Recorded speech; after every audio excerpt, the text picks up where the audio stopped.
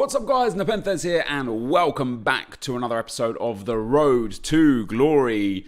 Today I want to talk about the division changes, the division rivals changes, and what that might mean for the series in general. Just in general. And secondly, some of my players started selling. Tony Kroos went from like 60k to 70k. He's the only one that really moved. I have a few of them still available, but I sold like 3 or 4 of them, and so I'm on a little bit of a higher coin balance, which you can't see because my face cam's there. Not because I'm trying to hide my coin balance or anything like that. I'm at 467,469 coins. It's just because I've been doing SBCs. And so to start today's episode, before we get into the division rivals and discussion over this account again, I want to just finish off these SBCs. So first and foremost, guys, is FUT 15. Very easy to do. 3 rares, 4 nations, exactly gold, 90 chemistry for a rare election players pack. Pretty decent. What's that? 30k pack, 6 golds, 6 silvers, all rare. Gotta love that. And then also marquee matchups has been released. Doumbia, I'm not interested in. Willian, as you guys know, I'm not interested in. Perisic, I actually am interested in. He's there for another 4 days. I quite like this card, but based on some changes that we might make, again, we're going to be going back and forwards on this for a while. Romelu Lukaku is just a waste, man. I mean, they've given him just really terrible defensive stats and then 87 defending. And I don't know if you guys, like, you know, I know some people have mixed opinions on chem styles and such, but if you actually give Romelu Lukaku's 88 rated FUT birthday card a shadow chemistry style, his defending stats, he doesn't move up from 87 defending. It's still not considered 87 defending. So I don't know what EA got going on that one. He's relatively affordable, right? Like, I'm not even going to say he's like mad expensive or anything. You get an 88 rated card, which has some value. He's at like 120k. You get a 25k pack and a 35k pack. He's relatively affordable. It's just a terrible card. Like, you know, the only real option that you can have for this Lukaku card is to sub him on as a striker or to start him at centre-back and then move him up front. But if you're going to do that, you might as well just go and buy the regular Lukaku because it is nigh on the same card. And then we've done marquee matchups, or I've done marquee matchups. I finished it already. Hopefully I haven't got any duplicates. Super easy one. So 2 MLS players, same league, max 4, clubs minimum 2, chemistry 80. We've actually got 90 chemistry and then just an assortment of bronzes in there for the gold pack. We'll open all the packs together here. We then get Celtic versus Rangers. 1 Scottish Prem player. We've got 2. Same club, max 4. Leagues 2. Job done. Again, just an assortment of bronzes there for a premium gold pack. Again, just showing why the bronze pack method is super effective. We then got Liverpool versus Spurs. We need 1 Liverpool or Spurs player. Same nation, max 4. Rare players is minimum of 2. 72 rated. So I've got 6 Premier League players in, including Vorm in goal. And then another assortment of bronzes. These packs aren't really great, you know, like they're just gold packs and premium gold packs and just low-end packs. And then last but not least is a Real Madrid versus Valencia, 74 rated, 85 chemistry needed. Liga Santander players is a minimum of 3. I've got some Santander 2 players and some Santander 1 players. And then we've got the 2 on the right-hand side here for Valencia or Real Madrid. I've got 2 Valencia players, and the reason why I'm using this blue card is because it's untradeable, and he just sits in my club doing absolutely nothing ever. So that there, guys, runs our marquee matchups to be completely finished. And is pretty much where I'm at with SBCs right now. You know, as soon as Henry comes, we'll get Henry into the squad. Let us get into these packs. So I don't honestly expect anything at all. I don't expect anything at all out of these packs. Let me go over to the right screen as well so that you can see my coin balance and stuff now before you all get triggered. But yeah, it's currently Thursday evening, and with regards to what's happening, I might force myself back into FUT Champs this week, and we'll explain in a little while. We'll explain in a little while. But it's good to put some cards back in the club. I also want to show you guys what I've been doing with some league SBCs. I finished the Serie A, and we'll start it again today. I finished it off. The 2 expensive ones, I don't particularly like the 2 expensive ones in the Serie A, but they helped me finish it to allow me to redo a whole bunch of the other ones. I just think I don't understand why certain leagues have teams that are crazy expensive, and for the Serie A, Empoli is like 36k, and Parma is like 28k. So for a league that's 247,000 coins, almost 20% of that entire league is taken up by just 2 teams, and that's wild. So, I wish that I could figure out a way. I mean, I could with silver pack upgrade method. We could figure out a way to get the silver players much cheaper. It would just mean a whole bunch of grinding. Now, what do we get there? Premium loan reward pack. Come on, give me a FUT birthday in here, EA. You know you want to. Give me just one of the fun ones. David Alaba. Hit him there. No, just kidding. Oh, we actually got... It's not a bad loan pack, to be fair. 2 players, a chem style, and then the loan that we can throw away. I'll take that every day of the week. That was very nice indeed. So then we get a jumbo gold pack, guys. These typically are terrible, but every now and then you might get a little bit lucky. Not today, not for us. Okay, I tell a lie. We got a little bit lucky. We're going to get Zat Mahrez. Oh man, that's fantastic. That's more than a little bit lucky. An 85 rated from a Marquee Matchups jumbo gold pack. You can't knock that at all. That's fantastic. 85s are going for like, what, 12k right now? Something like that. Maybe, Shadow Chem style as well. Let's get rid of that. Boom. We just pop him straight in there. That's 5k back off of that. That is a really, really strong pack, that is. What is Riyad Mahrez selling for? Yeah, like 10k. That's all right. We'll keep him on the trade pile for the time being until he serves a better purpose for us. Get rid of the Architect card as well. Don't need that. That's not bad at all, guys. And then we've got our big packs now. Our big packs. 2 rare Electrum packs and 1 premium Electrum pack. We've had some luck out of these in the past, but you get what you get and you don't get upset. It's only marquee matchups at the end of the day. It's cost us. We've already made money off of marquee matchups, which is good news. Is this guy selling? Yeah, like 400 coins. I want to start selling these players instead of keeping them because I'm never going to do the Argentinian league. I am going to do this league though, and Santa Clara, one of the more expensive teams. Never going to do the Dutch league, so I might as well take the 400 or 500 coins for that guy that I can get. Idrissa Gueye will just pop up onto the trade pile. Calabria we can sell, and Torres we can sell. And if they sell, they sell, and if they don't, they don't. So 2 relatively big packs actually. These are decent. I do like these packs. They've been quite kind to us over the course of time, and we're going to get ourselves a board here as well, which is very, very nice. And it's going to be Socrates, which is brilliant. Another 84 rated card. Obviously, as an Arsenal player, it's pretty good as well. I could use him in my Arsenal squad or whatever, or not, or I don't know. We get a Dijon player. Is he expensive? No, 300 coins, so we'll keep him. We get a Guadalajara player. I'll sell him just since he's selling, even for 500 coins. Crystal Palace centre-back, I'll keep because I've got the Premier League that I want to do again. Socrates can go up. The Urawa Reds card we'll get rid of for 500 coins. And then discard that final silver because he is not going to be selling. And then open our last pack, guys. Can we get more luck? A walkout to end things off, maybe? No, not today. And that's okay, though. That's not too bad. No board out of this one either. Maybe a good silvers in here. Maybe we get one of the Huesca silvers or one of the Cardiff silvers just to make this a little bit better of a pack opening. We do get a Turkish league player. He's not really worth anything. We get an Angers player as well. Centre-back. Not really worth enough either. And then finally, we get a Genk player, and he's also not worth that much. So we'll throw those cards away, guys. And now let's have a chat about the divisions. All right, guys. So in terms of the Serie A SBC, I have already completed this one time, and I took the 88 Skriniar, not the 87. And I did it because I had just most of the players in my squad, just from opening lots of packs over the recent amount of time. I started again. We've done the first 2 teams. The first 2 are actually really good. If you haven't done the Serie A yet anyway, the first 2 teams give you 2 small rare gold packs for very, very cheap. So Atalanta is like 8k and Bologna is 6k according to FUTBin, but you can always do it cheaper. So you essentially get 2 of these packs for it, which combines to make a 50k pack for, according to FUTBin, like 13k, but probably about 10k. And so just those 2 alone are a steal. They're gold, so it's not like me talking about this is going to boom the price in any way. And of course, it doesn't take much to get your money back. Just a board is good enough for us. So who's that going to be? 83 Sarabia there.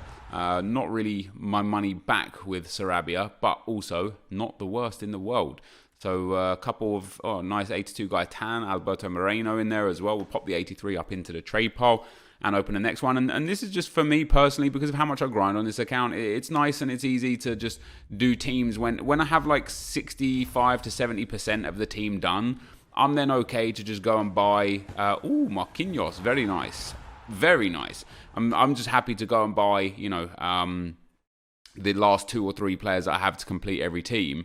That's brilliant, that is. Marquinhos is a nice and expensive 85, coming in at around 14,000 coins. I have half a mind to sell him right now as well. And that has covered and put me in a good sense of profitability for the first 2 teams there, which is very, very nice. But as I said, I want to talk to you guys about the divisions and what that means for this club going forwards. And ultimately, it doesn't mean anything unless it means everything. And what that's going to depend on is how enjoyable it is to play now with these changes. So those of you that don't know, EA made some changes to division rivals. Let's go live to let's go to the team checker here. So EA changed Division Rivals points, as you can see here on the screen. So Division 1 used to be 2,400 points, is now 1,900. Division 2, 2,200. Division 3, 1,900, etc. So basically, if you were in Division 3 or above, you've now been promoted into Division 1. If you were in Division 4, you've now been promoted to Division 3. If you're in Division 5, you've now been promoted to Division 4. And it's changed subsequently. And the reason why they did it is because you can see this is the blue line that you see here is where the spread of players was. And there was almost nobody in Division 9 and Division 10 for before or now. Division 8 was a heavy chunk of people. Division 7 was even more people. Division 6 and Division 5 was the bulk of most of the players in this game. And then what was really surprising to me, and actually kind of made me feel, this is going to sound crazy, but kind of made me feel really good about myself, is that Division 4 is a low, like not many people made it to Division 4. Division 3 even less, Division 2 even less, and Division 1 was a nominal amount of people. And that for me is so amazing because we made it to Division 1 before the change, and then I purposely relegated myself down because it was just too sweaty, too competitive, and not rewarding enough, right? So now EA predict more of an interesting curve where the bulk of where people are is spread quite evenly, and still having Division 1 as quite a high tier of people. But you can imagine if you're in Division 3 or above, you basically got put into Division 1 now. And what does this mean?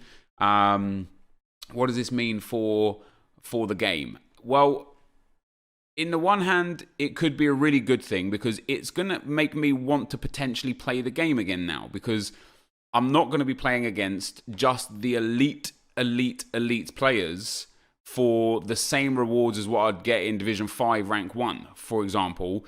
Instead now, because Division 3 and Division 2 people have been put in, I could now play, it essentially could become more casual for me to play in Division 1 to get the points. So that could potentially be a good thing about it. Bad thing about it could be is that if it's still based on skill rating, which, matchmaking is based on division and skill rating. So this was brought to my attention on Twitter, if you're a person that's on like 2,500 skill rating, so you've been in Division 1 the whole time, and you've been taking probably Division 1 Rank 3, maybe Division 1 Rank 2 rewards, which wouldn't have taken you much to get there. I wonder if I can get some Division 1 rewards from last week. I don't know if, like, Division 1, they don't really track very well. So previous week in Division 1, yeah, they didn't track very well at all. That's sad. So I don't know what Division 1 was last week, but it was tough up in Division 1, and you had to play a few games to get those ultimate packs. The problem with it now is, because so many people have been put into Division 1, it's going to cause a situation where the point threshold, which usually would have been really easy to achieve because it was just people playing champs and then minimal amounts of rivals to get that rank 2 in Division 1. Now, with so many extra people that are going to be playing in Division 1, the threshold is going to get put up. So if you're at 2,600 ELO or even 2,400 ELO and you was just in Division 1, you're now having, potentially, depending on how the matchmaking is going to work, and this is where it's going to be interesting to see if it's going to get easier or stay the same difficulty, you're going to potentially have to play more games against harder opponents for the same rewards if you were a better player. But if you were in Division 3, now you're able to play against the same level of opponents, probably the same amount, to get to the good rewards. And what I think that might end up causing is an issue where people that are high elo in Division 1 are now going to rank themselves down to staying in Division 1 but a much lower elo. So for example, in divisions, to get relegated to Division 2, you need to drop down to 1,800 ranking points. Now 1,800 ranking points prior to today was barely, you wasn't Division 3. 1,800 ranking points prior to today was a Division 4 player. So if I get myself, for me, for example, if I get myself down to the 1,850 mark, I can win a couple of games, then on purpose, throw a couple of games, maybe scoring some goals. I'm not saying I'm like necessarily I'm some insane player that just can manipulate results in any which way I want, but Division 4 caliber player is not, I beat them comfortably. I've shown that before when I've gone down to Division 5 and gone bounced back up to Division 2 without taking a loss.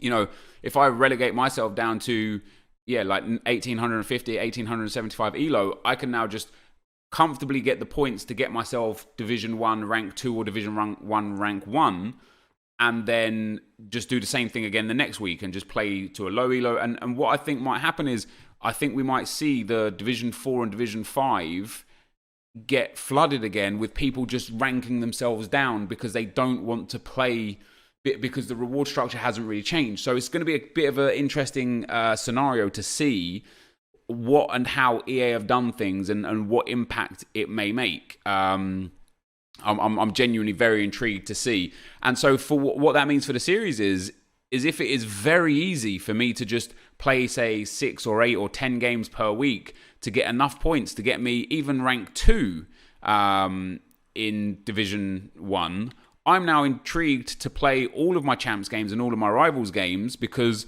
getting 2 ultimate packs or 2 ultimate packs and 2 mega packs if I get to rank 1 and saving those now for team of the season, that makes a huge implication on my on my account. And then, of course, if we're playing the FUT Champs games, even if I don't take it seriously and just play still to, play my best, but don't sweat it. Just if I lose, I lose, and try and take less concern of it. I feel like if I just played for the sake of playing, I feel like Gold 1 is a comfortable set for me. So 2 100k packs and 50,000 coins every week. Now all of a sudden I'm sitting here thinking, okay, I'm a little bit more interested in this, because it's all of a sudden a little bit more worthwhile to actually play these games and these game modes. So what that then makes me get into consideration for is it now time to say, okay, let's move away from the first owner road to glory. Let's build the biggest team that we can build. Let me go and buy, as I say, I know for a fact I can get to 4 million coins like that, right? Super, super easy. And if I went and got 4 million coins right now, the players that I would get would probably be Sergio Ramos Team of the Year instead of that David Luiz card right there, because he is 2 million coins. And then I would also probably go and buy Marcelo's Team of the Year at 1 million coins, and that would give me then De Gea, Juanfran, Ramos, Varane, and Marcelo as my backline. Gareth Bale, who's already top quality, as is Kante. Now we're looking at okay, I've got 4 attackers: Raul, Ballack, Ibrahimovic, and Neymar as the guys that I'm going to need to not necessarily improve on, but work on quite quickly. And in that sense, right now, Neymar is my central cam. What I would probably look to do would be to get Ibra out of the team and put him on the bench and use him as a super sub because of that stamina. Start playing Neymar out on the left wing, Gareth Bale out on the right wing, and really use and abuse Neymar's crossing, 5-star weak foot, and El Tornado to the back post crosses to Gareth Bale. Still keep Kante and Kante and Ballack as my 2 CDMs. Still keep Raul as my initial striker, and then actually get Kevin De Bruyne Team of the Year in here, and that in total is about 5 million coins. Now, if I could scrape up to 5 million coins, I would have 5 Team of the Year cards and a club stacked, and it would give me the want to play, because I will want Team of the Year Mbappe, and I will want Team of the Year Ronaldo, and I will want Team of the Year Neymar. And so I'm very, very, very close to thinking, do you know what? Let's just do that. Let's go and get those big cards. Let's go and start playing hard through rivals and champs, and start playing for something again. Start playing for an end game team. because there's a little bit more to play for now. And I don't have to make those changes immediately either, because now with the changes, I don't need a super team to compete in Division 1 anymore, because I can just keep my elo low and work through it that way. And I don't need a super team to compete in champs if I'm only going for gold 1 as like my casual finish. I don't need to rush to upgrade this team. This team is good enough to do both of those things already. But then if I do get that bug again of like wanting to play FIFA to a really high level, I'm going to want to be able to purchase those cards. You know, the Ramos, Marcelo, Modric eventually. I wouldn't mind Modric as my secondary CDM next to Kante. And then in time, what my team would ultimately look like would be David De Gea in at goal, and probably never his Team of the Year card until the very, very end. The 3 Team of the Year defenders in the back line, Kante and Modric CDMs for me. And I know they're not necessarily tall, they're both quite short, but I'll test it out anyway. Would have Thierry Henry, who would be my striker instead of Raul. Team of the Year Neymar, Gareth Bale, and Team of the Year Mbappe would be up front for me. And then Cristiano Ronaldo would be the dream. You know, like it's 7 million coins. He's a lot to work to. It's not like I could just get that overnight like I can with some of the other things available. And Team of the Year Kevin De Bruyne thrown in there as well. You know, I want that for this account. And for me to get that for this account, I've got to do 2 things. Number 1, I've got to stop doing SBCs unless they are extremely good value for money and offer a really high rated card that's worth a lot and packs for good coins. And then I've got to get back into playing heavy and trading heavy, and I'm excited for it. I really am. So tonight, I'm absolutely shattered today. I went up to London yesterday. I got a little bit drunk, you know, like so I'm feeling the effects of that here today. It's 8 o'clock at night. I've got to somehow force my way to get the 1,000 points to qualify for FUT Champs, because I am going to want to play FUT Champs this weekend. But yeah, guys, that is where we're at with the account. That's the changes that this Division 1, that, you know, it's crazy how just such a small, subtle change from EA can reinvigorate my want to play the game, because I was ready to not play this game at all until Team of the Season other than Draft. And I will still be playing Draft heavy. I feel like I'm just going to start playing the game a hell of a lot more again, just because of one subtle change. But that, guys, is going to be the end of the video for today. If you did enjoy it, be sure to leave a like, rating, comment, and subscribe to my channel if you haven't already. But for now, guys, I'm out. Peace.